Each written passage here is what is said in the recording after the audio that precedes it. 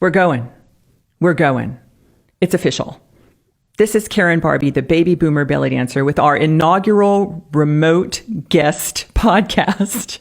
So everybody just chill out if something goes haywire here. And I have brought back my buddy, Debbie Smith, also in case anything goes haywire here. But because everybody was so excited, Debbie, when I had you on that time and I just said, introduce yourself, and you had this incredible story that gave everybody incredible insight into her and the background that you have. And so it just makes sense to bring you back, right? Welcome back, Debbie. Well, thanks for having me back for your very first remote podcast. And yeah. And it was so super easy to think about what we're going to talk about. So let me just set this up a little bit. The ink is still, there's still a few more things that need to be inked about GBDAC 2021 coming up in October, but it's all coming more clearly into vision. And I know it's actually going to happen now. And we're rehearsing in the studio, and rehearsals have taken on a little bit of a different flavor because we know it's really going to happen now. And one of the inevitable questions that I get as we're rehearsing dances targeting a performance from the dancers is, okay, so Karen, what kind of a piece is this? Should I look happy? Should I look introspective? Should I look whatever? And that always brings about this massive discussion about what your face should be doing when you're dancing and how that's going to read to the audience, et cetera, et cetera. That led me to recall, Debbie, when we were in Houston, when was it? December, January? I don't know. We had shown up there and we were sitting on the stage at Sultan nightclub waiting to chat with Ahmed. And we started talking about that double CD that I put out in 2007-8-ish called Mastery and Mystery.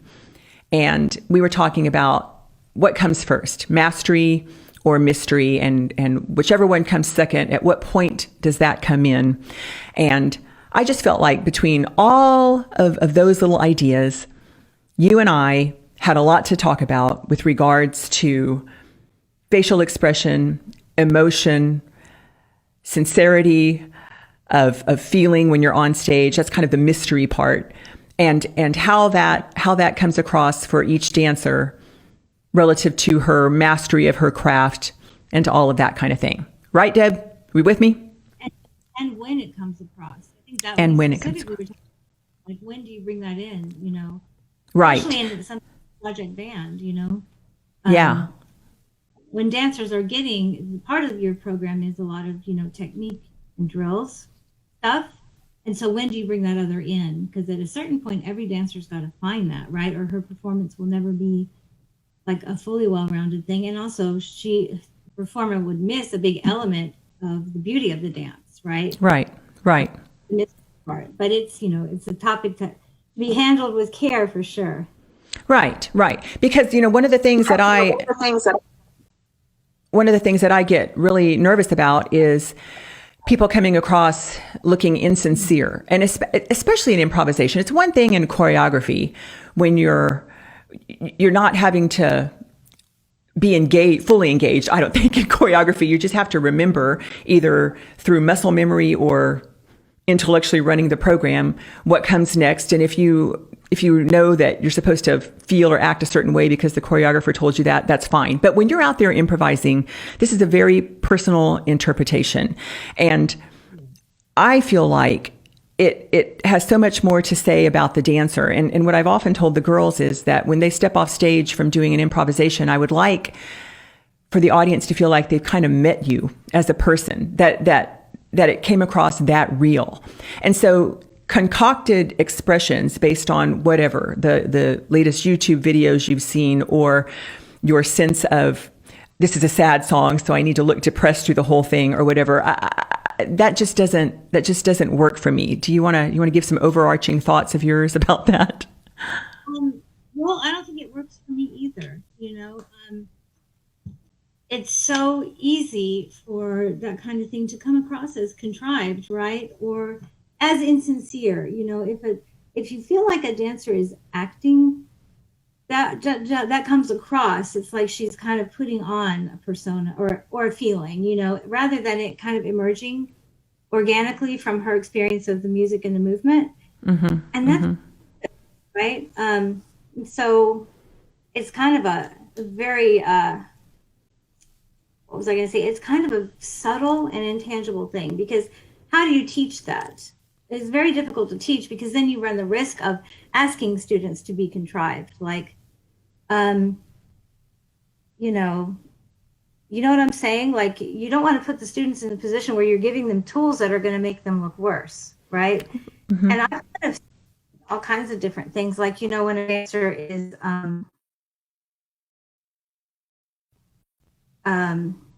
trying to think of the example I want to use.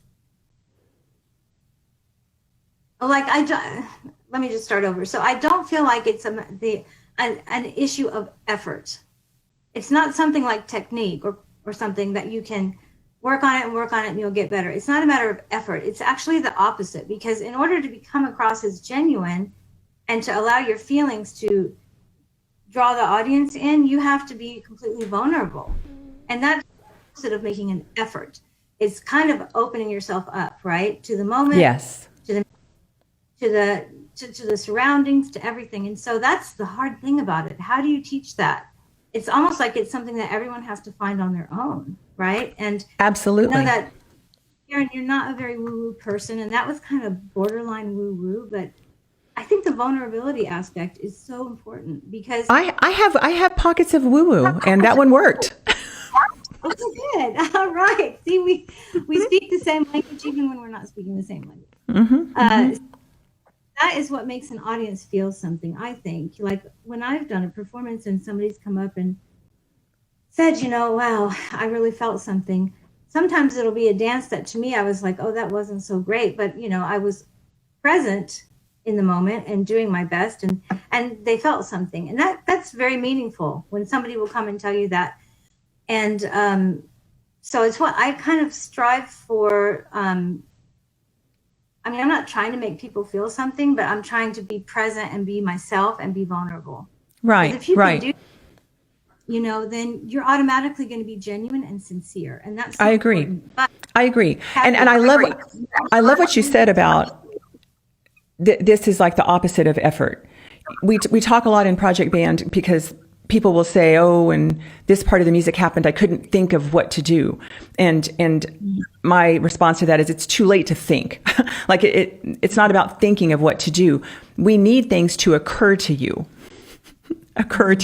based on what you hear. And so this is even less than that occurring to. This is just that natural reaction, like we all have all day, every day, to things going on. That made us smile, that made us turn away, that made us want to focus. You're not thinking about that you need to do that. It's a natural reaction to something that happened.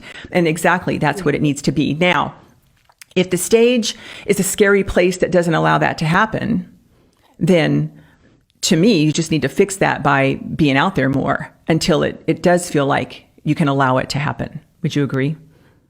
Fix that by being out there more, sure. And, of course, all of us, when we first started, we didn't have but a few go-to like stage expressions, right? And that's fine. It's something you kind of evolve through as you grow as an artist. But being out there on stage more, yes. But there are other ways that really nobody should get a pass on, because they don't cost anything. And like, for example, I think one of the ways that I've been able to tap into that is by, it sounds so basic, but it bears repeating all the time, is by listening to your music.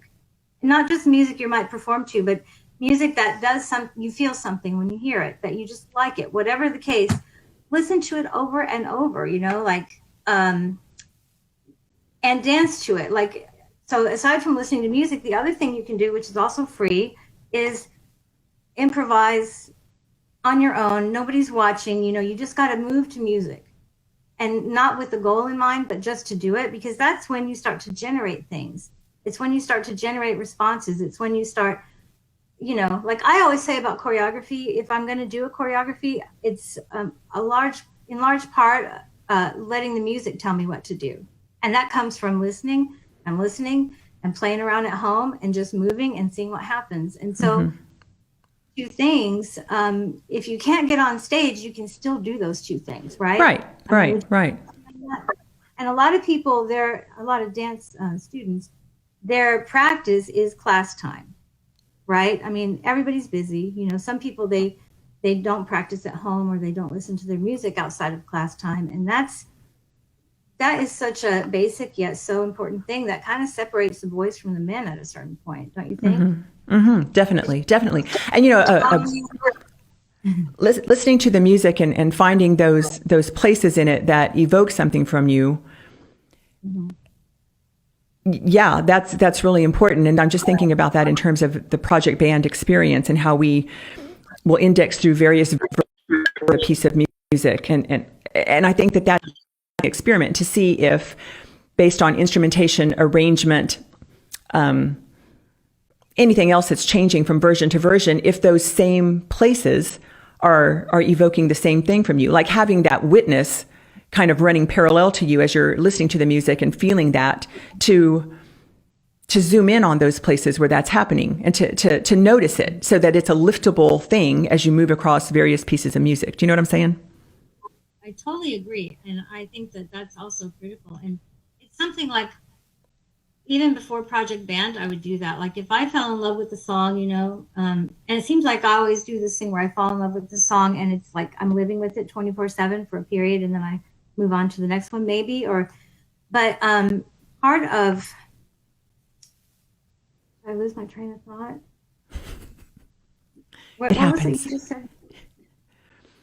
So having that witness running alongside of you as you're listening to music and noticing the things that grab you. Do you hear me? Yeah. Can you hear me? Okay. So I think I remembered. So basically, if you're falling in love with a piece of music, whoever's version it is, like, go and listen to the original. Go find covers by other singers. Find the instrumental version. You know, like there's so many ways that you can do that. And I was doing it before Project Band, but, you know, in Project Band, I mean, you and I have done things like that. Like I remember one time, it was something we were doing, like an exercise on something, and you know, you said, I want you to find a version of, I think it was Fakaruni was the piece of music. I don't know, I mean, I haven't performed that, but you said find a version that's just the melody. And so I found a piano only version. Do you remember that? And yes, I do. Today. You're absolutely right. I mean, there's so many ways to go deep with it in Project Band. Like and when we've been working towards a rehearsal or performance, you know, I like whatever music is what I've picked out or on my short list. If it's several things, I do that. You know, we all know that the thing is with live music, there's always the element of unpredictability. You don't know what kind of mood they're going to be in. Are they going to play the intro and then jump to something else? Are they going to repeat something that you weren't expecting them to repeat? Like that just happens.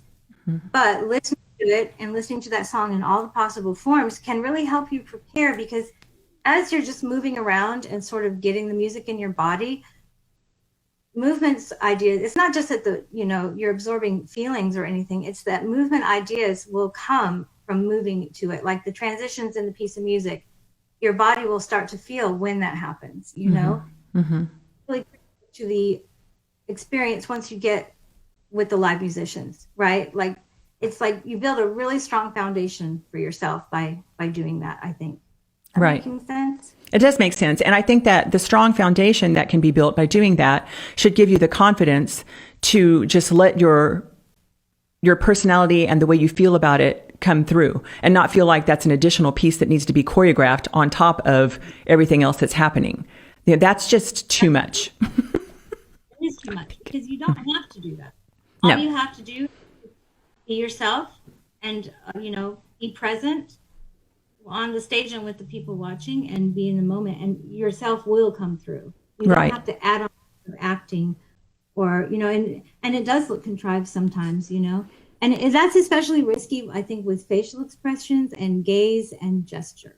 Those are small, right? Like the tilt of a head is very tiny, or your expression or a gesture, they're so small, but that's where it can look really bad, if you're just trying to do like a gesture and it's like, like if it doesn't flow out of you naturally, it's not going to really work. And I think we've all to do one too many cutesy expressions, like, oh, I didn't know I was doing that.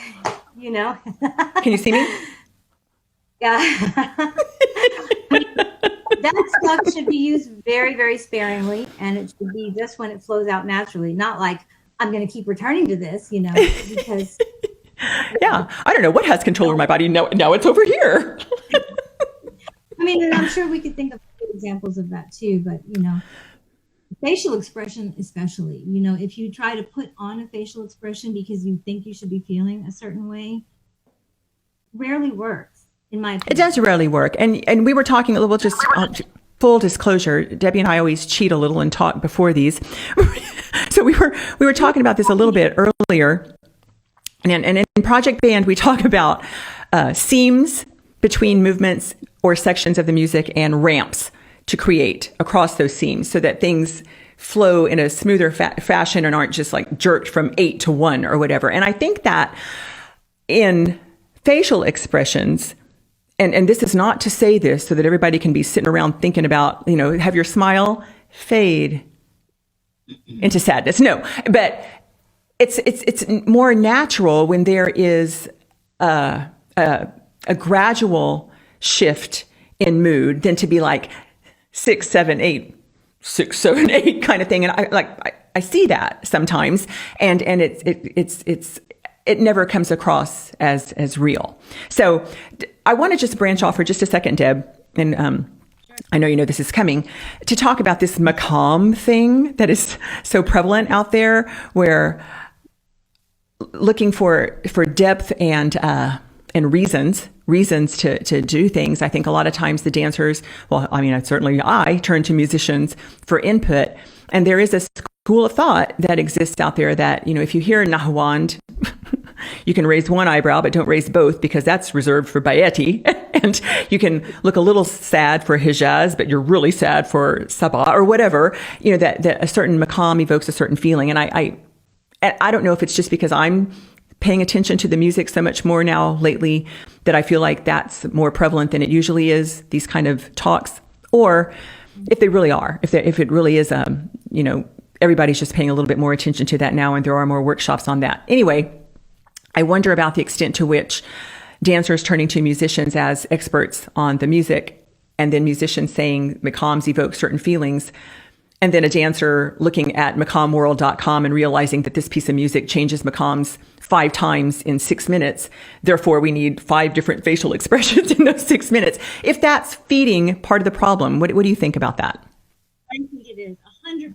And for dancers who would take that guidance from a musician on that particular thing, don't do it. And the reason why is because, there's 2 reasons. One is because when a musician talks, even if it's a class for dancers or a talk for dancers, they aren't dancers. Their experience of the music physically is fundamentally different.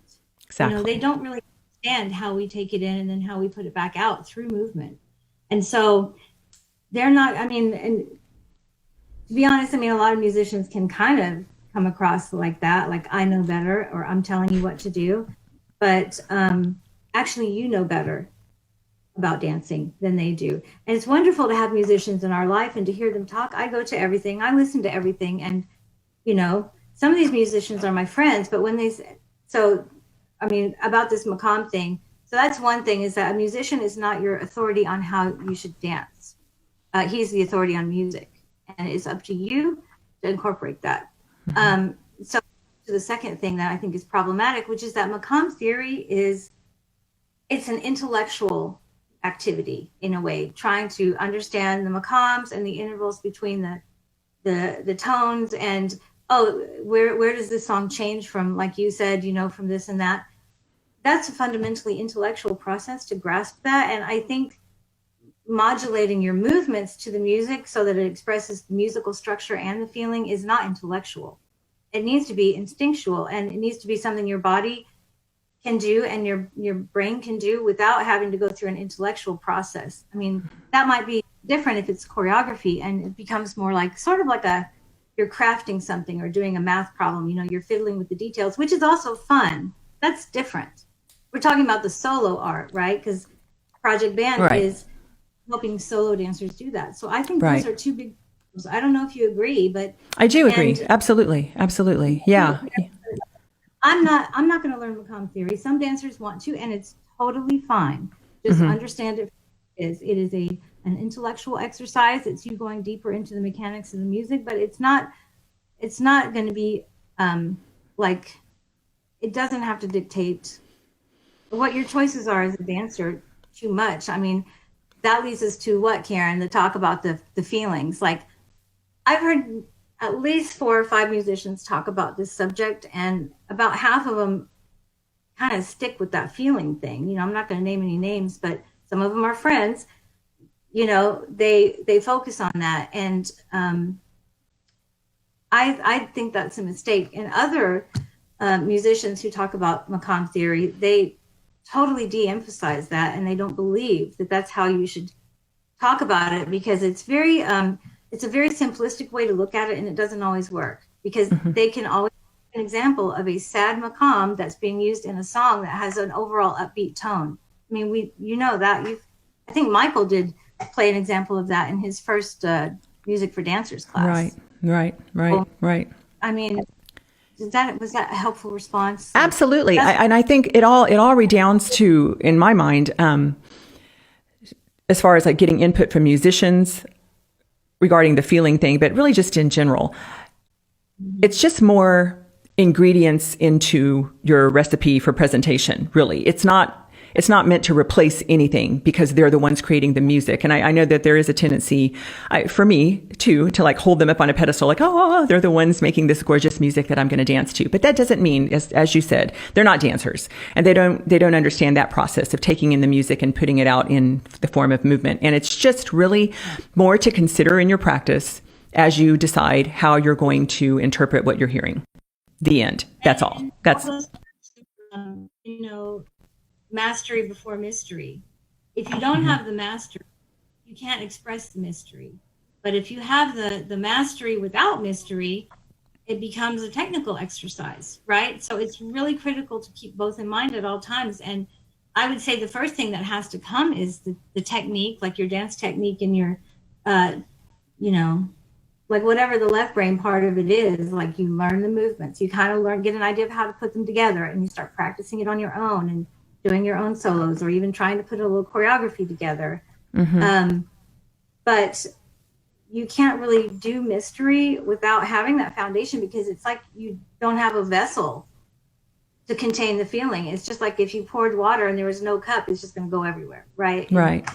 Yeah. Technique is, but at a certain point, if you're on this path because you want to get some artistic satisfaction out of it, that will you'll hit a wall with that, and you need the other part, the right brain part, sort of. Right. And it needs to evolve. I really think that it needs to evolve naturally.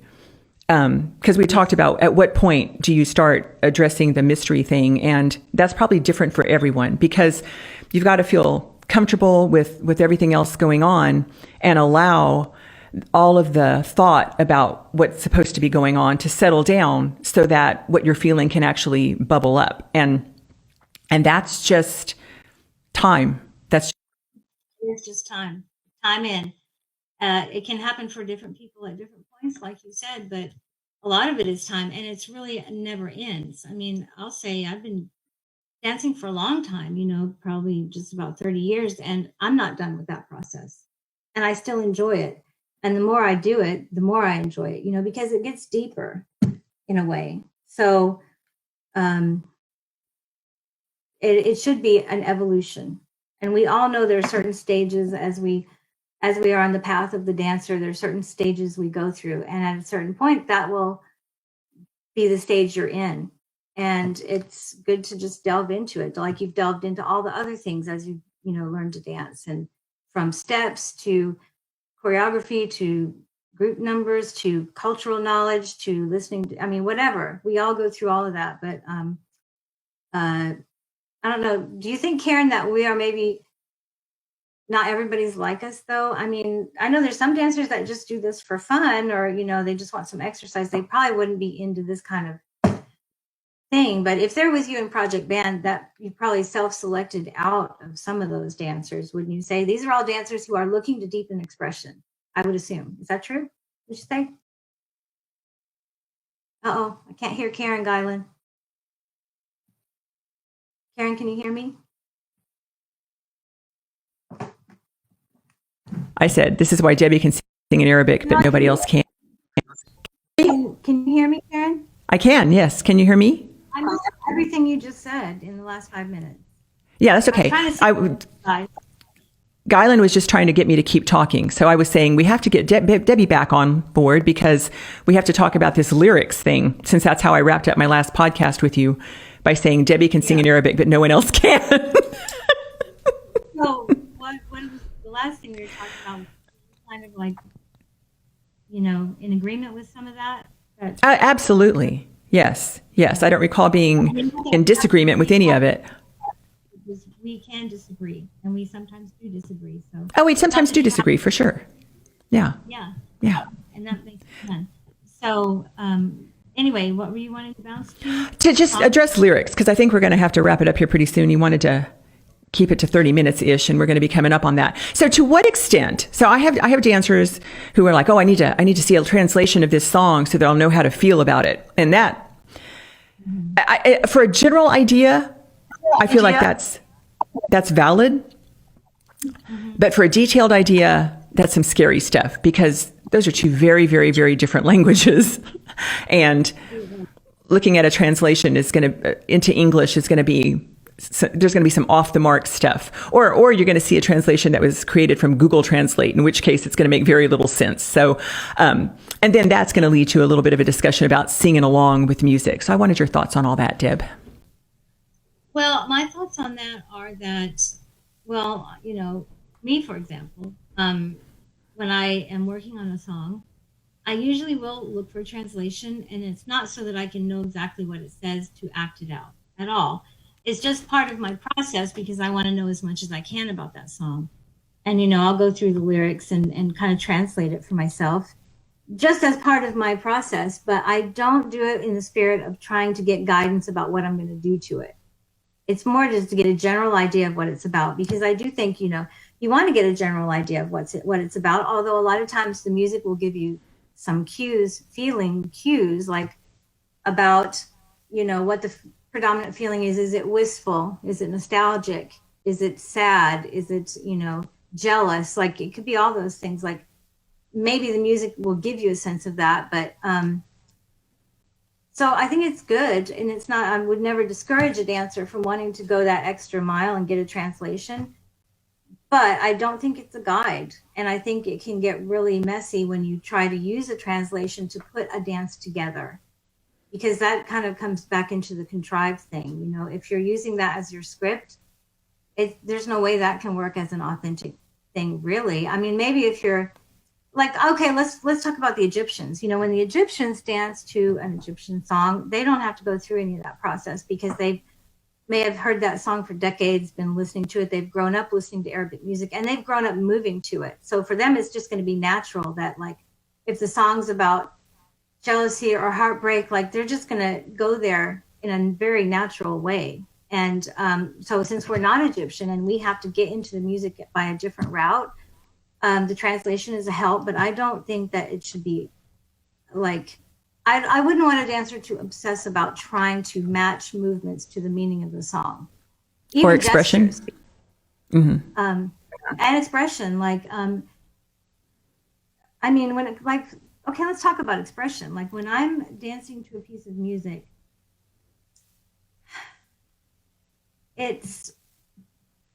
I'm not getting my main feeling cues from the words, even though now my Arabic is good. So, like, I might know what the words say even without sitting down and looking at a translation, but I'm getting it from the music more. And that was brought home to me. That song I recently used in the last performance rehearsal with Project Band.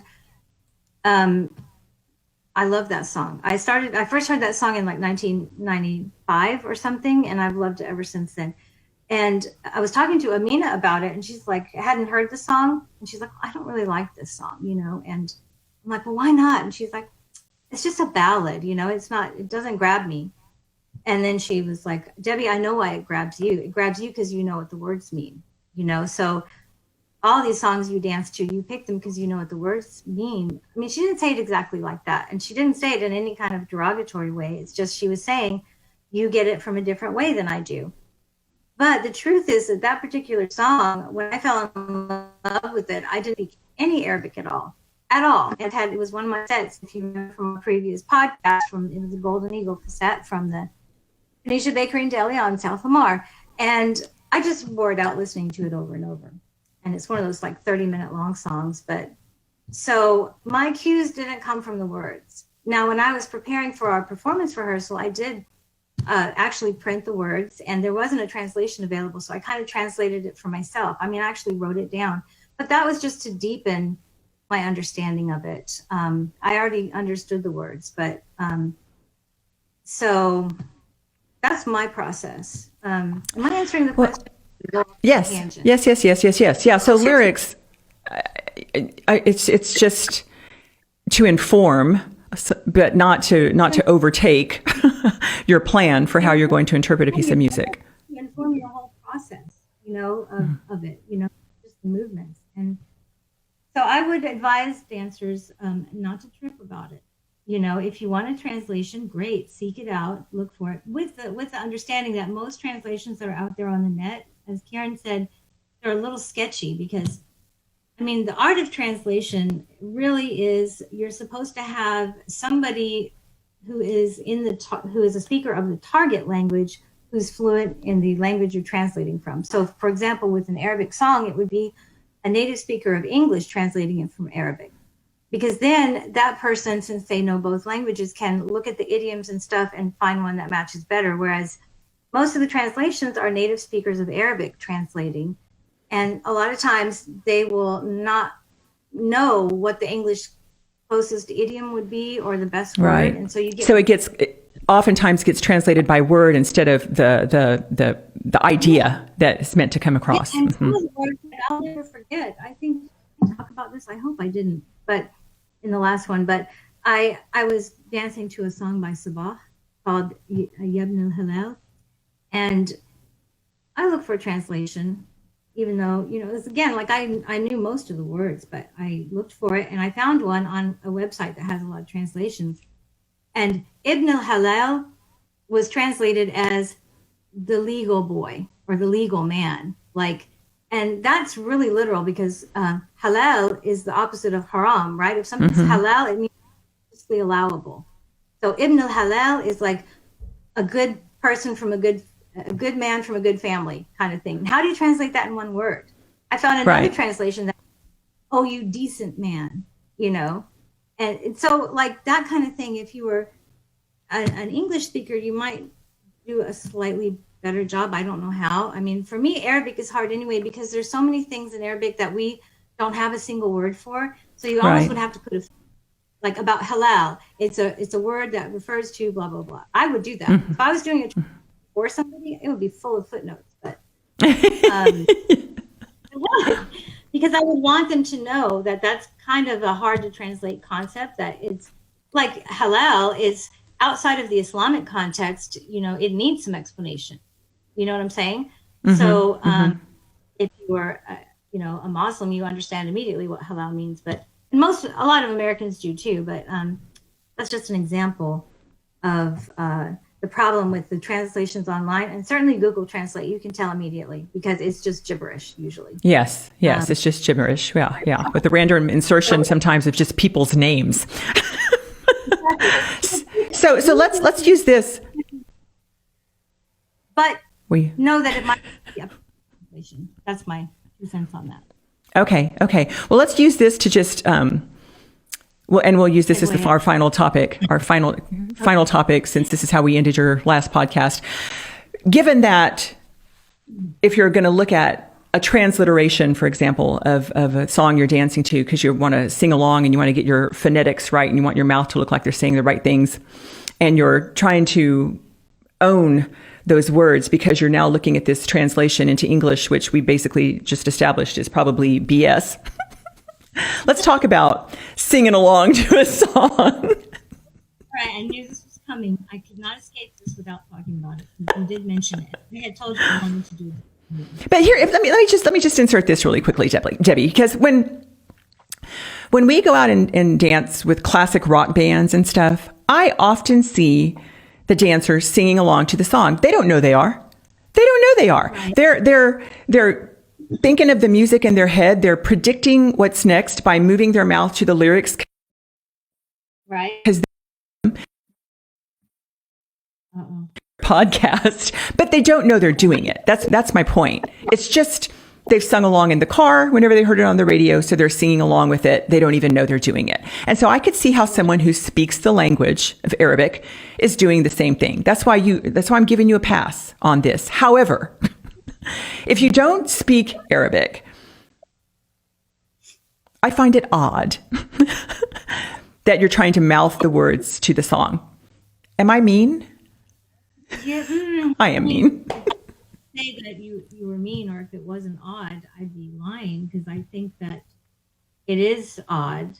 But since I'm someone who does it, like, I'm not guilty of doing it without knowing the meaning. Like, for example, if you think there's dancers who do what you just described, which is look at a transliteration and practice the word, mouthing the word, do you think there's dancers who do that? No, I know there are dancers who do that. Okay. So for me, like when I transliterate, and sometimes I'll just write it out as I'm listening to the music. It's more when I'm mapping my song out. I'm mapping my song out, and it's when they say a certain thing that's an anchor point for me when I'm kind of thinking about how I want to dance. And so it's not to mouth the words. It's more to create a map of the song, which you need to know what they're saying if it's a sung piece rather than an instrumental. And so I have a habit. Sometimes I will sing along when I dance, and I'm trying to break myself of the habit. But I don't realize I'm doing it.